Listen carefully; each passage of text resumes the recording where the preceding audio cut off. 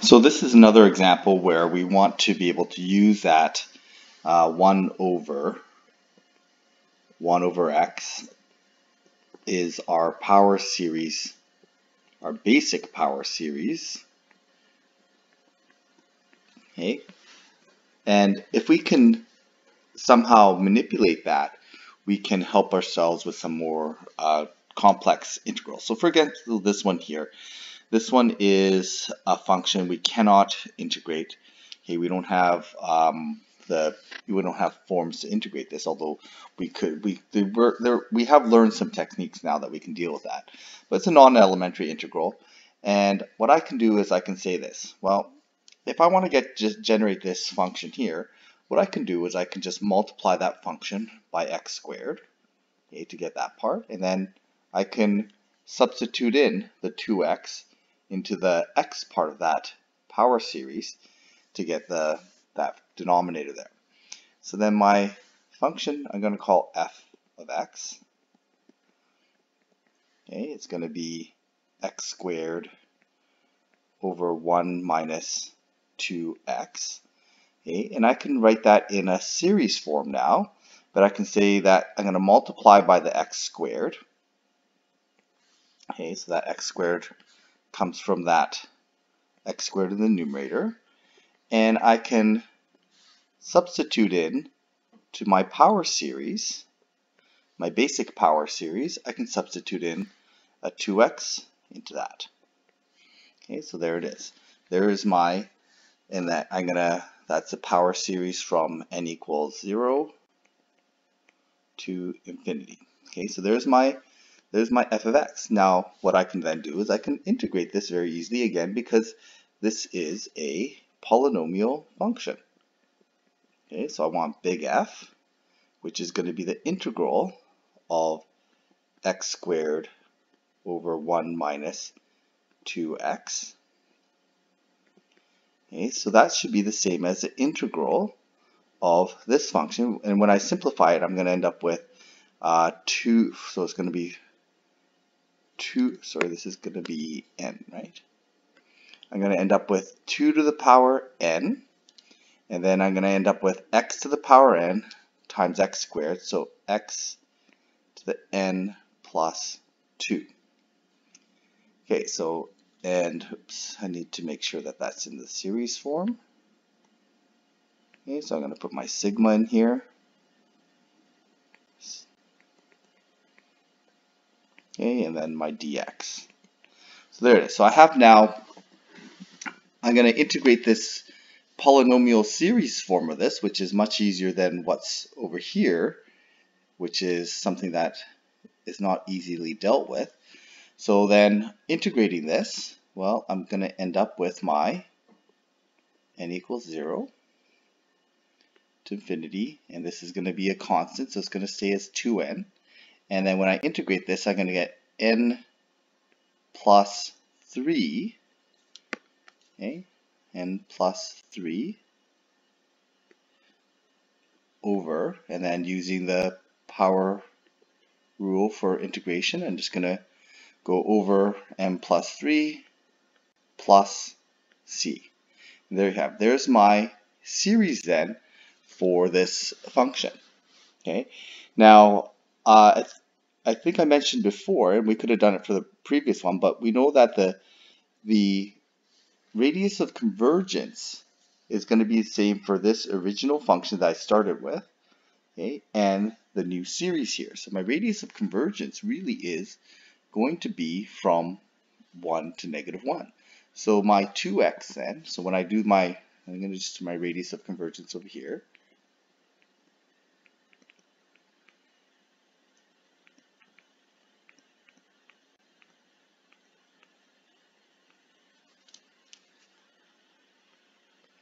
Okay, so the radius of convergence, I'm going to use this property that I mentioned up here. Where was it now? So the radius of convergence is same for the functions and its derivatives and integrals. Well, if that's true, then I know that the radius of convergence for this particular problem, okay, is going to be the same. So my radius of convergence is still going to be from -1 to 1. Okay, the only difference here now is that I did substitute a 2x into there, so I have to say that the radius of convergence is going to look like that. So when I work out my radius of convergence, is x is going to be less than 1/2. So my radius of convergence, my center is at 0, and my radius is going to be 1/2. And we can see that when we plug in, so I'm going to write out my interval, and we might as well do a test here as well. Okay, so there's my interval of convergence so far. If I plug in the -1/2, okay, what I end up with is this n, these n's start to, this 2n in the numerator is actually a problem, right? Because it's going to make it grow. But if I have a geometric series inside here where my ratio is going to counteract that +2 ratio there, then I can possibly make it converge. Okay, so let's test this, and we can actually get the interval of convergence then. So let's test x equals -1/2. Okay, so testing x equals -1/2, when I plug it into my series, I get n equals 0 to infinity.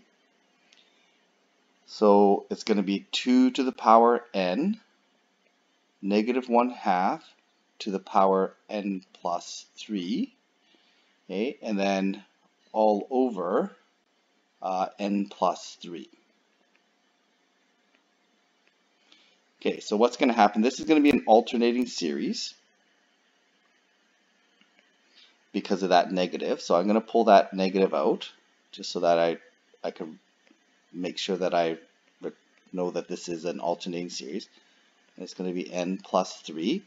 And this is going to be 2 to the power n times 1/2 to the power n plus 3, which ends up being 2 to the n over 2 to the n plus 3. So that just ends up with 2 to the 3 in the denominator and n plus 3. Okay, so essentially those powers cancel out. So I end up with n equals 0 to infinity. Okay, it's alternating. And then this is going to end up being 1 over 8 n plus 3. This is going to behave like an alternating harmonic series. Okay, we can say that this is convergent. Therefore, we can include that endpoint as one of our points of our interval. Okay, and then we can test the other endpoint here. We're going to test the +1/2. X equals +1/2 when we plug it in. N equals 0 to infinity. So 2 to the power n. And it's going to be +1/2 to the n plus 3 over n plus 3. So when they simplify this is going to simplify the exact same thing, except it's not alternating. Okay, so we're going to end up with 1 over 8 n plus 3. This is going to behave like just a normal harmonic series, so we know this is divergent.